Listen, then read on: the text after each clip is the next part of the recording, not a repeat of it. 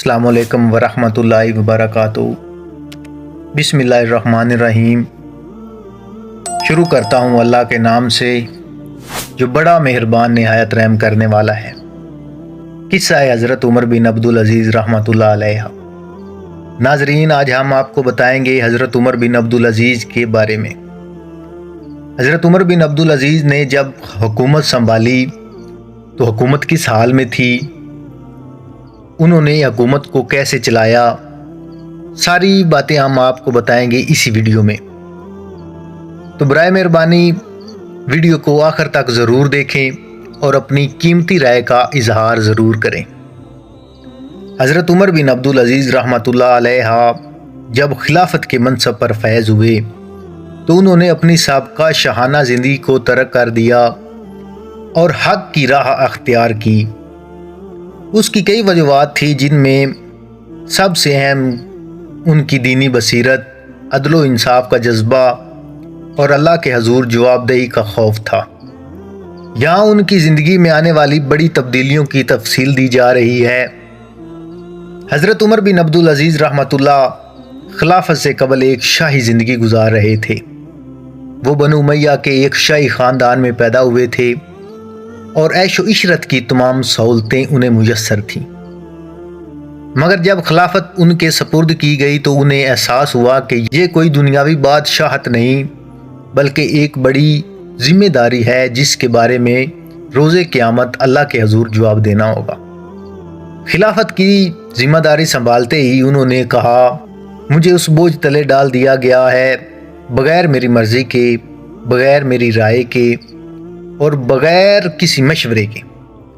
ये अल्फाज उनके अंदरूनी खौफ और अल्लाह के सामने जवाबदेही का एहसास की अक्कासी करते थे। हज़रत उमर बिन अब्दुल अज़ीज़ रहमतुल्लाह अलैह ने खिलाफत संभालते ही अपने तमाम ज़ाती असासे और मालो दौलत बैतुल माल में जमा करवा दिए।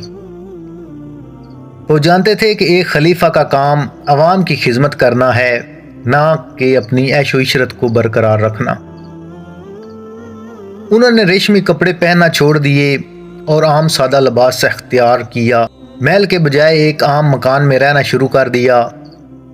रोज़ाना का खाना भी इंतहाई सादा हो गया। बाज़ औक़ात तो सूखी रोटी और पानी पर गुजारा करते थे। बनु उमैया के बहुत से हुक्मरानों ने अपनी खिलाफत के दौरान जुल्म ज़्यादती का रास्ता अख्तियार किया था। जब हज़रत उमर बिन अब्दुल अज़ीज़ रहमतुल्लाह खलीफा बने तो उन्होंने उन ज़्यादतियों का ख़ात्मा करने का हुक्म दिया। जो ज़मीनें और माल नाहक तरीके से बनु उमैया के अफराद हड़प गए थे वो सब बैतुल माल में जमा करवाया। जिन लोगों के साथ ज़्यादती हुई उनके हक़ वापस किए। गवर्नर को हुक्म दिया कि वो अवाम के साथ अदलो इंसाफ करे और किसी पर जुल्म ना करे। हज़रत उमर बिन अब्दुल अज़ीज़ ने खिलाफत को एक हकीकती इस्लामी रियासत में तब्दील कर दिया जहाँ इंसाफ सब के लिए बराबर था। अगर किसी अमीर या गरीब पर जुल्म होता तो वो फ़ौरन उसका अज़ाला करते। काजियों को मुकम्मल आज़ादी दी ताकि वो बग़ैर किसी दबाव के इंसाफ कर सकें।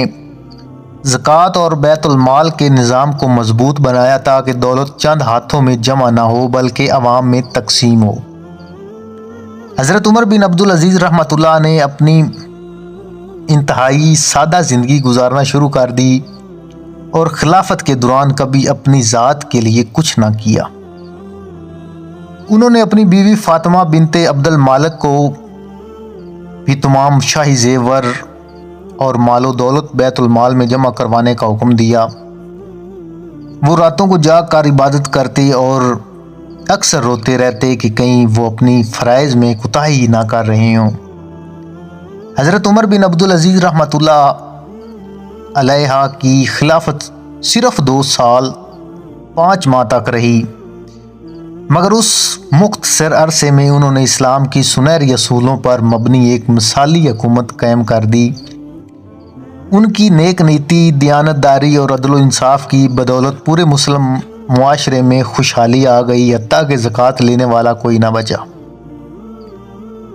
हज़रत उमर बिन अब्दुल अज़ीज़ रहमतुल्लाह अलैह के इस्लाही इक़दामात से वो लोग नाराज़ हो गए जो जुल्म व जबर سے فائدہ اٹھا رہے تھے، خاص طور پر بعض بنو امیہ کے افراد۔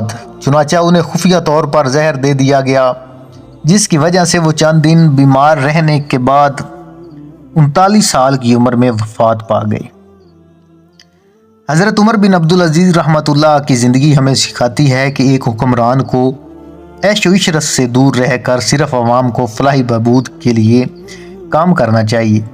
ان کی خلافت ایک ایسی مثال ہے جسے تاریخ میں ہمیشہ یاد رکھا جائے گا۔